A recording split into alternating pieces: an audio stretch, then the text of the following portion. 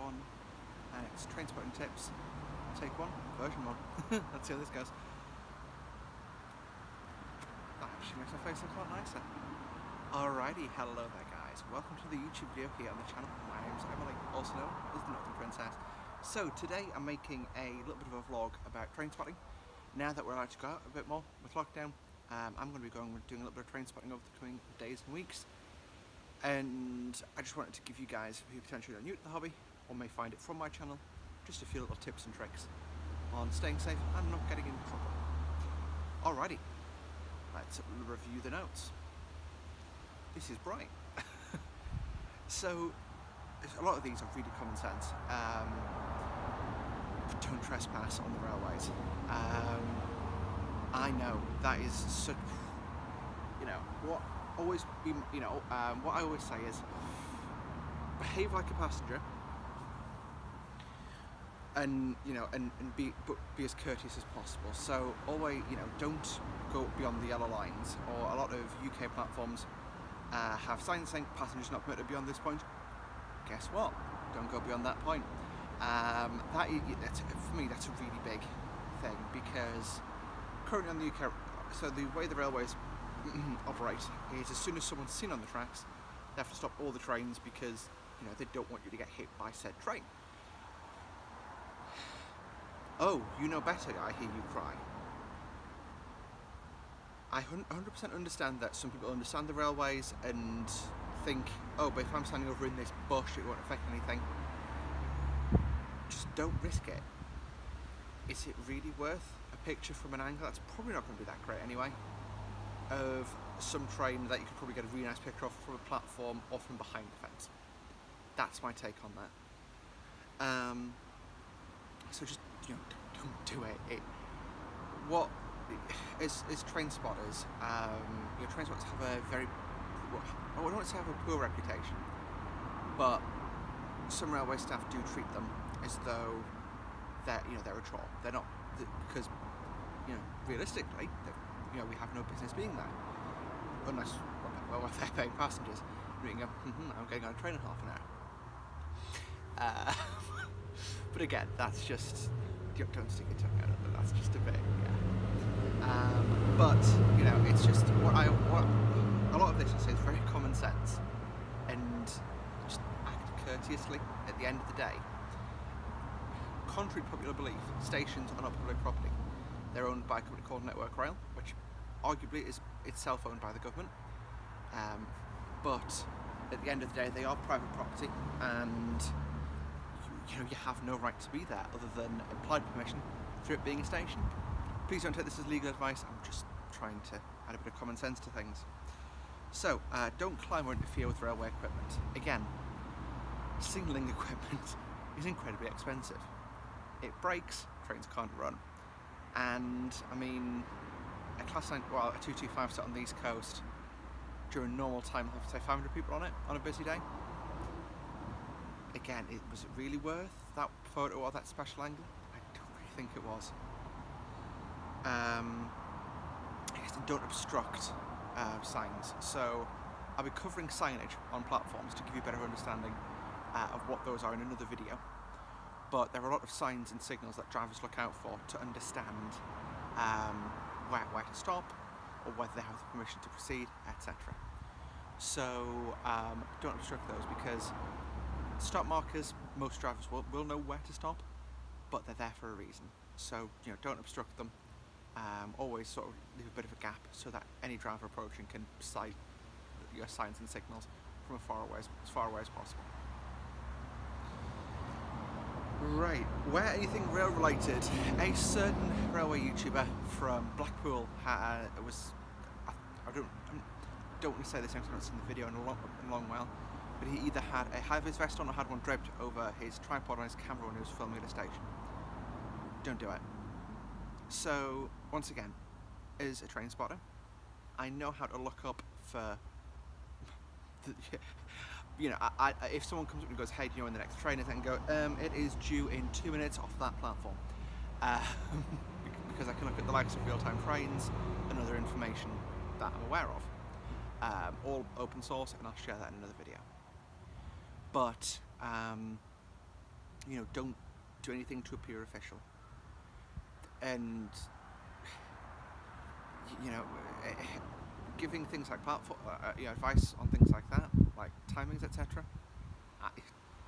That's a common question, but I wouldn't like to, I think it's not appropriate, should I say, for train spotters or railway enthusiasts to be giving information on anything other than that, really, or boring someone to death with how many horsepower Class 91 has, and I know.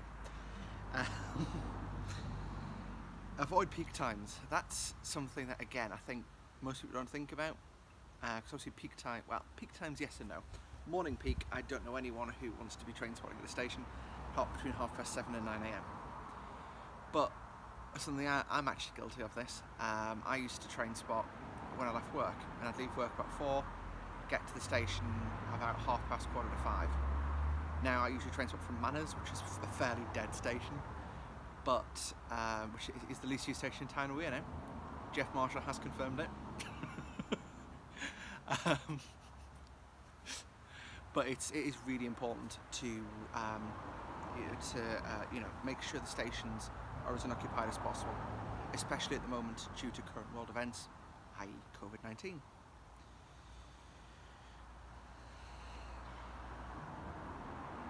No idea what that is. I can't read my own handwriting. Terror stuff. Oh, terror stuff. That. So, don't take pictures of sensitive things in the station, like CCTV cameras or other security equipment. Again, that never said. You don't really think about it, but I'll take an arty photograph of that modern CCTV camera on that classic station wall, and you're arrested. Once again, as much as I trust no one watching this video, I seriously do hope that at least planning anything like this, if you are aware of someone who is, it is really important to report that. There are a number of whistleblowing hotlines. Once again, I'll include a link to that in the description. It's just really important that we don't give any false alarms. Tonight, I believe it's 5 station evacuations a day across London Underground through false alarms for terrorism. Now, it's really important that we take every precaution we can, but at the same time, it's needless disruption on the network. And again, you wanted to take an arty photograph, but now 500 people are late getting home.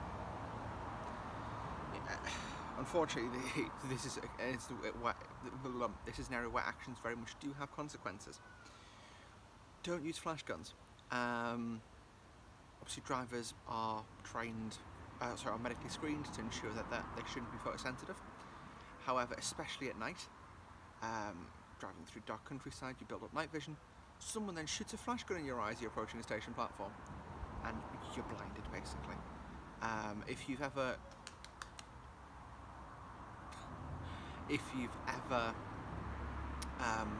been flashed with a flash gun, even in the middle of the day, it's unpleasant at best. Now, imagine, that, especially in the evening or at night. Once again, just don't do it. A lot of these rules are just about being respectful and courteous and commonsensical. But, as they say, common sense, it ain't very common. Tripods. So, I don't really know anyone who uses a tripod anymore, but if you do, try not to use it is the advice. But if you can't get around it, speak to station staff and figure out where you can stand. That's out of the way. Once again, especially with current COVID, with the current COVID situation, someone setting a tripod up really restricts a passageway, and the last thing we want is to be increasing someone's chance of getting a deadly virus. Now, respect being told no. So under current UK law, again, this is not legal advice, this is a rough interpretation of the law. The law roughly states that by putting yourself in a public place, you consent to being photographed. So if you walk down the street and someone takes a photograph of you, or because you're standing in front of a building they're taking a photograph of, really, you've got no right to ask them to delete it. Out of courtesy they can, but you have no right to. On the railway, that's flipped around a bit. Now, if, for example, station staff, if they don't want to be filmed or if the photographs taken, that's entirely down to them. And you know, always be as respectful and courteous as you can. As I mentioned, train spotters, although railway enthusiasts, I'm used to calling train spotters, but you know, we are effectively invited guests, well, uninvited guests really, in the station. So it's just really important to be as respectful of that as possible. Now, finally, follow directions from staff. Now, unfortunately, there are some station staff who will want to get rid of you for any reason, and unfortunately, that's fair enough. As mentioned, you have no legal right to be there. It's not a public place, it's private property. It's either operated and owned by Network Rail, or the majority of stations are leased to individual train operating companies. So, for example, Newcastle is operated by LNER. London King's Cross, though, is operated by Network Rail because it's a bigger hub. Whew. So always follow directions, though. The crux is that station staff will very rarely run you off the station for no reason. If you don't understand why you asked to either move or leave, ask them why. They should always be happy to give you an answer as to why you asked to move or leave. But you must always follow the instruction when requested to. Okay, that is it for today's video, guys. I hope you did enjoy. If you did, hit the like button. Subscribe to see more from me on a semi-regular basis. I'll be doing more train vlogs. I'm recording one right now. I'm going to take this jumper off and record it, and look very different. And yeah, hopefully we'll see you guys out there. Awesome. Bye for now.